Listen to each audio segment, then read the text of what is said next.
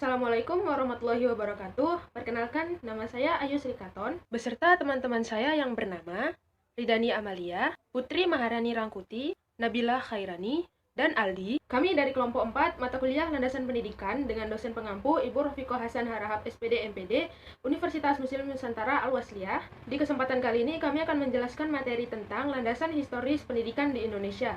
Materi ini terdiri atas beberapa bagian, yaitu yang pertama ada pendidikan pada zaman purba, yang kedua ada pendidikan pada zaman kerajaan Hindu-Buddha, yang ketiga ada pendidikan pada zaman kerajaan Islam, yang keempat ada pendidikan pada zaman pengaruh Portugis dan Spanyol, yang kelima ada pendidikan pada zaman pemerintahan kolonial Belanda, yang keenam ada pendidikan kaum pergerakan kebebasan atau pergerakan nasional, yang ketujuh ada pendidikan pada zaman kedudukan militerisme Jepang, yang kedelapan ada pendidikan pada periode tahun 1945 sampai 1969, dan yang kesembilan ada pendidikan pada era PJP 1. Baik, di sini saya akan menjelaskan poin yang pertama, yaitu pendidikan pada zaman purba.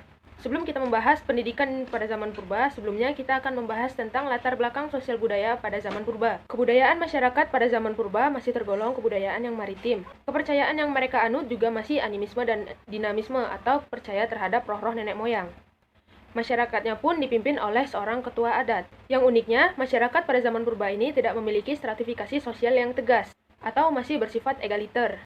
Egaliter yang dimaksud di sini adalah tidak membeda-bedakan status antara orang satu dengan yang lain. Meskipun ia adalah seorang pemimpin, ketua adat dianggap lebih tinggi atau dihormati hanya pada saat upacara adat atau upacara ritual saja.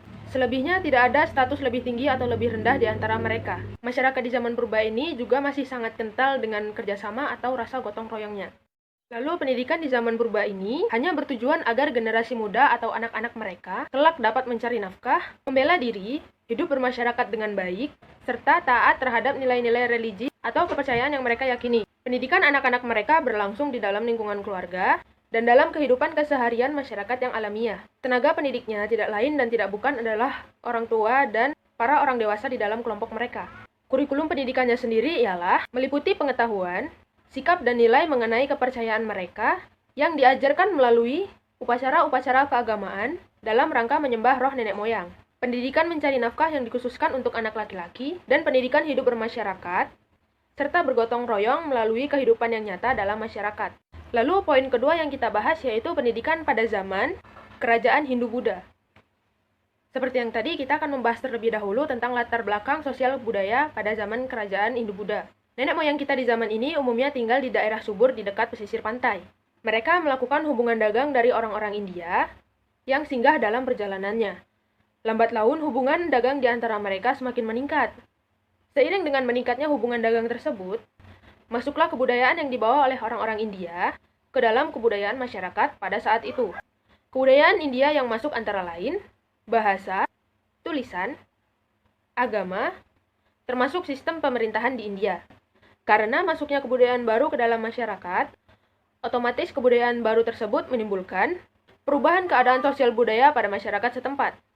Di antaranya, para ketua adat yang mulai dinobatkan menjadi raja-raja lokal, hingga hilangnya struktur sosial yang bersifat egaliter tadi dan berganti dengan sistem kasta. Lalu tentang pendidikan pada zaman kerajaan Hindu-Buddha ini sendiri, yakni masih bersifat aristokraktis.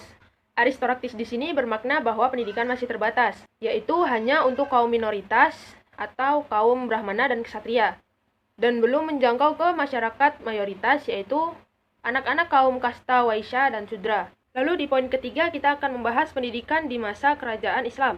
Seperti yang kita tahu, Nusantara memiliki letak yang strategis dalam rangka pelayaran dan perdagangan. Melalui para saudagar dari Jawa yang masuk memeluk agama Islam, maka tersebarlah Islam ke Pulau Jawa. Para saudagar dari Jawa yang menyebarkan agama Islam sendiri ini disebut dengan wali sanga. Melalui para wali sanga ini, maka berdirilah kerajaan-kerajaan Islam di Pulau Jawa. Di dalam wilayah kerajaan-kerajaan Islam, umumnya masyarakat tidak menganut stratifikasi sosial yang berdasarkan kasta. Sesuai dengan ajaran Islam, masyarakat tidak membedakan manusia berdasarkan keturunan atau kasta. Sekalipun zaman ini masih tetap terdapat kelompok raja dan para bangsawan atau para pegawai di satu pihak, dan terdapat kelompok rakyat jelata di pihak lain, namun feodalisme di kalangan masyarakat pada umumnya mulai ditinggalkan. Lalu pendidikan pada zaman kerajaan Islam ini sendiri bertujuan agar manusia bertakwa kepada Allah Subhanahu wa Ta'ala sehingga mencapai keselamatan di dunia dan di akhirat melalui iman, ilmu, dan amal. Selain berlangsung di dalam keluarga, pendidikan berlangsung di lembaga-lembaga pendidikan lainnya, seperti di langgar-langgar, masjid, dan pesantren. Lembaga perguruan atau pesantren yang sudah ada sejak zaman hidup Buddha dilanjutkan oleh para wali, ustadz, atau ulama Islam.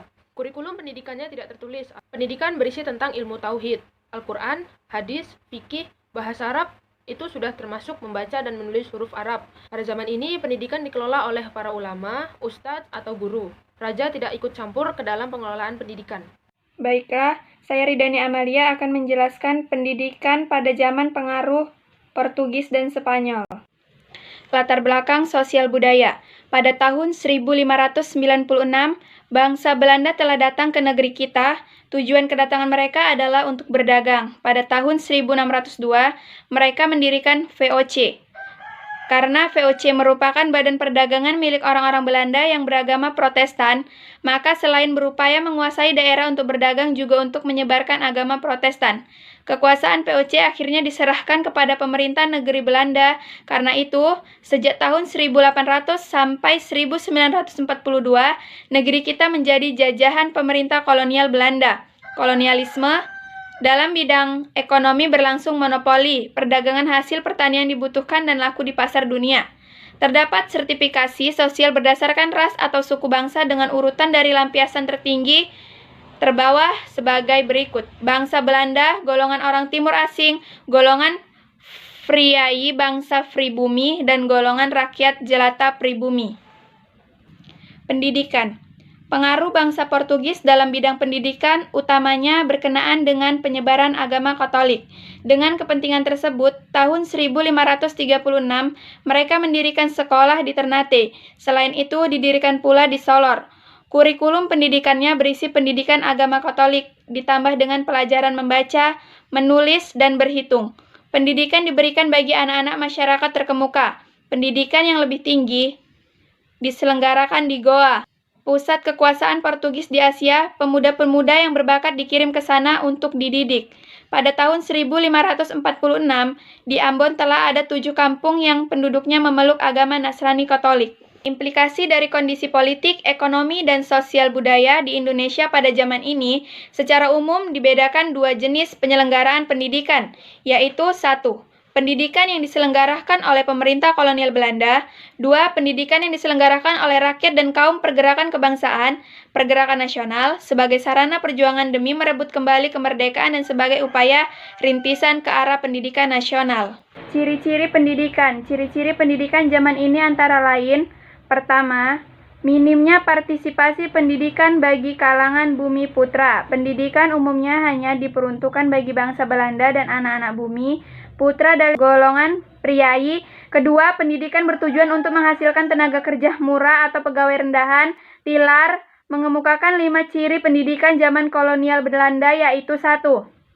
Adanya dualisme pendidikan, yaitu pendidikan untuk bangsa Belanda yang dibedakan dengan pendidikan untuk kalangan bumi putra. 2. Sistem koordinasi, yaitu pendidikan di daerah jajahan diarahkan dan dipolakan menurut pendidikan di Belanda.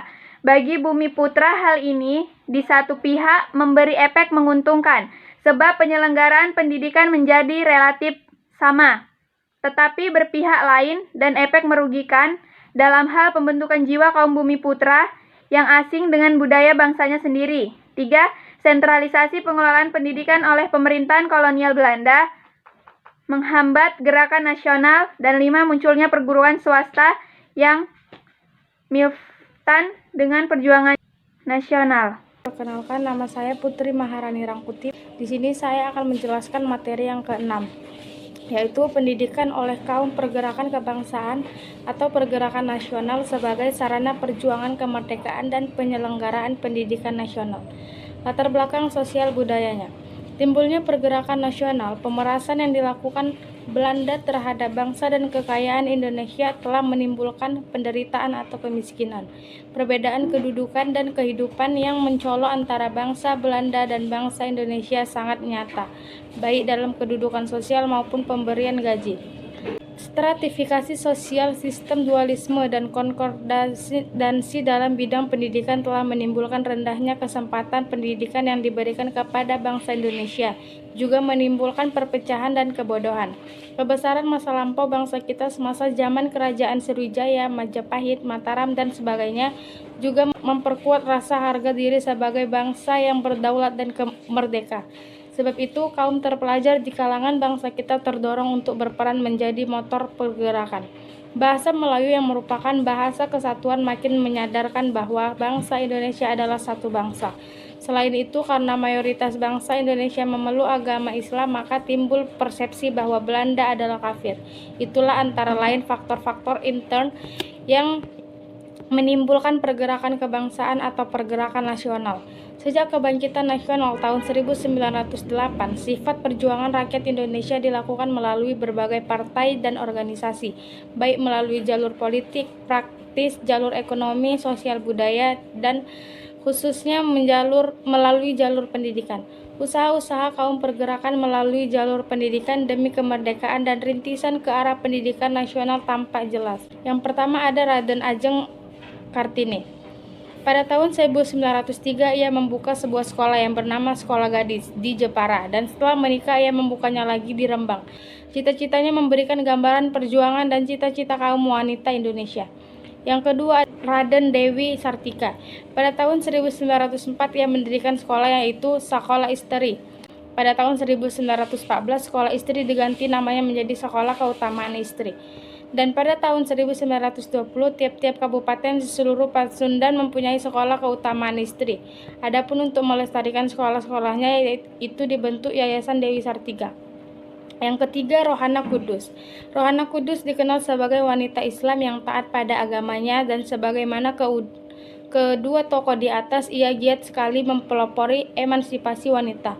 Selain sebagai pendidik, ia pun adalah wartawan wanita pertama di Indonesia. Selanjutnya ada pendidikan. A. Jumbar dan H. Danusparti mengemukakan bahwa setelah tahun 1900, usaha-usaha partikeral di bidang pendidikan berlangsung dengan sangat giatnya. Yang pertama ada Ki Hajar Dewantara, Dr. Dawes Dekker atau Dr. Setiabudi, Mosyafai. Kedua, ada sekolah-sekolah yang sesuai tuntunan agama Islam seperti yang diselenggarakan oleh Muhammadiyah, Nahdlatul Ulama Sumatera, Tawalib di Padang Panjang. Kemudian yang B ada Budi Utomo. Pada tahun 1908, Budi Utomo dalam kongresnya yang pertama, yaitu tanggal 3 sampai 4 Oktober 1908 menegaskan bahwa tujuan perkumpulan itu adalah untuk kemajuan yang selaras buat negeri dan bangsa Indonesia, terutama dengan memajukan pengajaran pertanian, peternakan, dagang, teknik industri, dan kebudayaan. Yang C itu Muhammadiyah. Pada tanggal 8 November 1912, Ki Hajar Ahmad Dahlan mendirikan organisasi Perkumpulan Muhammadiyah di Yogyakarta. Pendidikan Muhammadiyah berdasarkan Islam dan berpedoman kepada Al-Quran dan Hadis. Tujuan pendidikan Muhammadiyah adalah membentuk manusia muslim berakhlak mulia, percaya diri, dan berguna bagi masyarakat. Yang D ada Perkumpulan Putri Mardika. Perkumpulan Putri Mardika didirikan pada tahun 1912 bertujuan memajukan pengajaran anak-anak perempuan. Yang E ada Trikoro Darmo. Pada tahun 1915 didirikan Trikoro Darmo dan selanjutnya berdiri sebagai perkumpulan pemuda dan pelajar di berbagai tempat di tanah air hingga terwujudnya Sumpah Pemuda pada tahun 1928. Yang F ada Perguruan Taman Siswa. Pada mulanya Ki Hajar Dewantara bersama rekan-rekannya berjuang di jalur politik praktis. Selanjutnya, mulai tahun 1921 perjuangannya difokuskan di jalur pendidikan.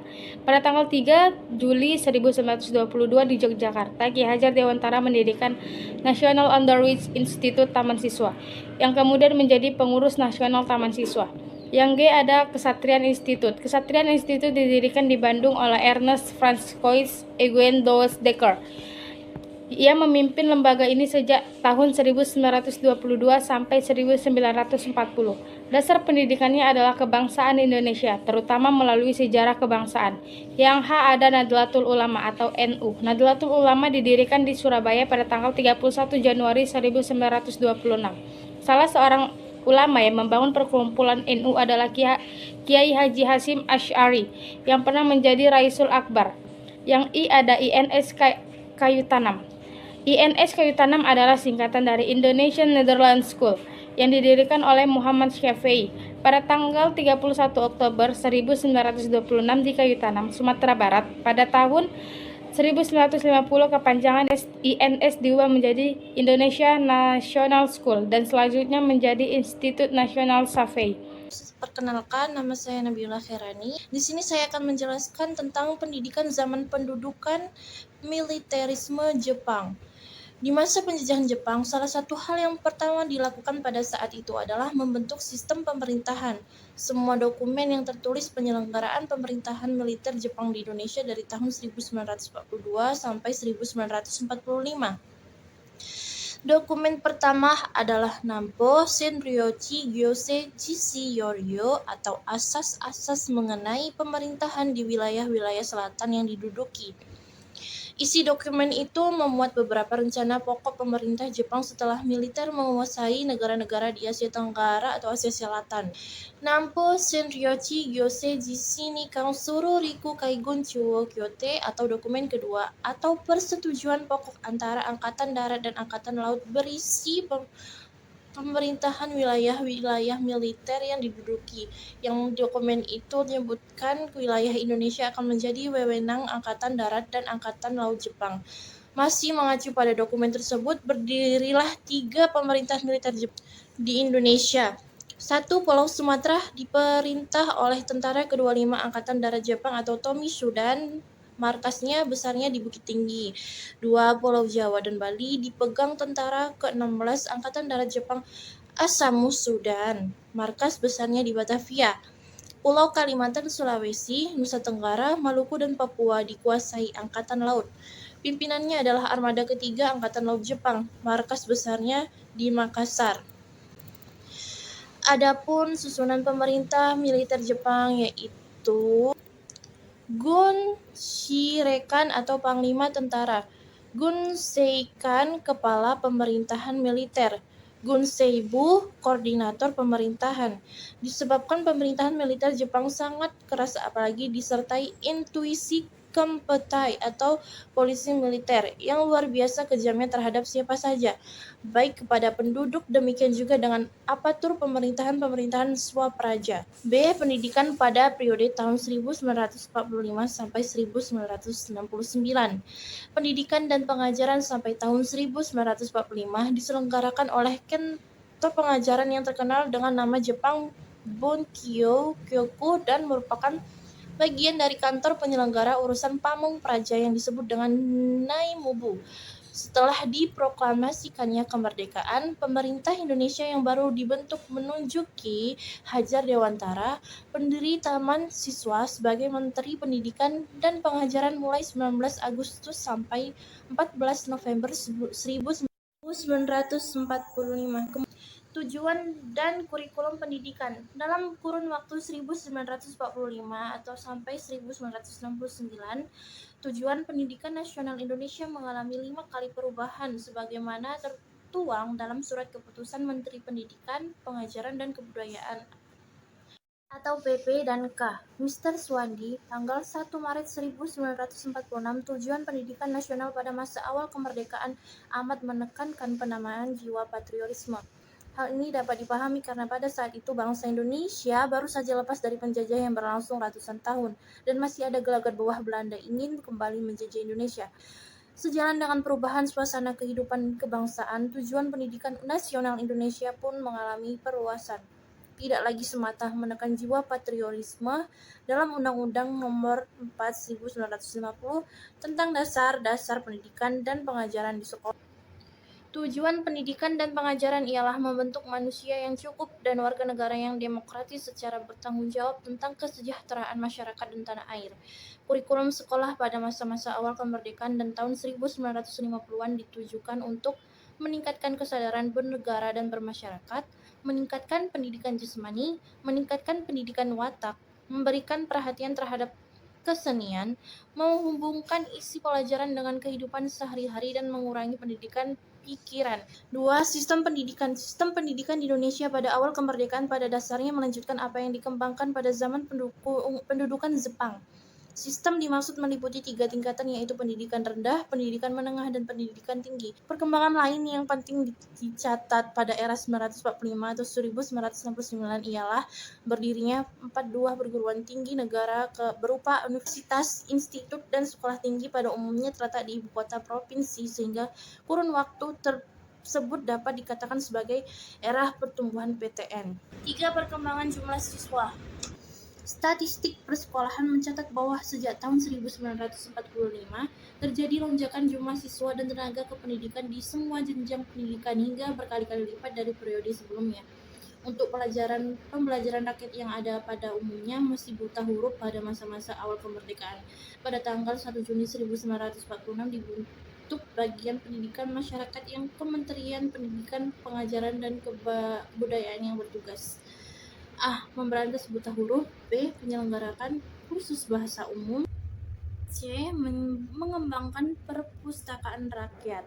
Saya akan menjelaskan pendidikan pada masa PJP1. Pelaksanaan Pelita PJP1 direncanakan mulai 1 April 1968, maka pada tanggal 28 sampai 30 April 1968 pemerintahan C.Q Departemen Pendidikan dan Kebudayaan mengumpulkan 100 orang pakar atau pemikir pendidik di Cipayung untuk melakukan konversi. Salah satu hasil konversi Cipayung itu ialah akhirnya proyek penilaian nasional pendidikan pada tanggal 1 Mei 1969 melalui SK Mendikbud tanggal 26 Mei 1969. Tujuan pendidikan nasional sesuai dengan TAP MPR tentang agama, pendidikan, dan kebudayaan, maka dirumuskan bahwa tujuan pendidikan adalah untuk membentuk manusia Pancasila sejati berdasarkan pembukaan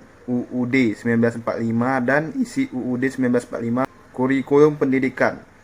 Dalam PJP 1 telah dilakukan 3 kali perubahan kurikulum pendidikan sekolah, yaitu apa yang dikenal sebagai kurikulum 1968, kurikulum 1975, dan kurikulum 1984. Kurikulum pendidikan kejuruan. Dalam Pelita 1, selain penyempurnaan sistem sekolah, kejuruan juga ditingkatkan mutu pendidikannya, terutama mutu guru dan laboratoriumnya. Peningkatan mutu kurikulum sekolah kejuruan tersebut mengalami kesulitan antara lain juga karena dunia industri kita padat saat itu masih belum menyadari pentingnya kaitan antara sekolah-sekolah kejuruan dengan sekolah-sekolah kerja. Selanjutnya, kurikulum pendidikan tinggi. Usaha untuk meningkatkan mutu pendidikan tinggi termasuk kurikulum juga telah dilaksanakan selama PJP 1. Salah satunya usaha adalah dengan mengganti sistem kontinental dengan sistem Anglo-Saxon, yaitu dengan penerapan sistem kredit semester dalam kurung sistem SKS pada pertengahan tahun 1970-an. Sekian penjelasan materi tentang landasan historis pendidikan di Indonesia dari kelompok 4. Lebih dan kurangnya kami mohon maaf dan saya tutup dengan wabillahi taufiq wal hidayah. Wassalamualaikum warahmatullahi wabarakatuh.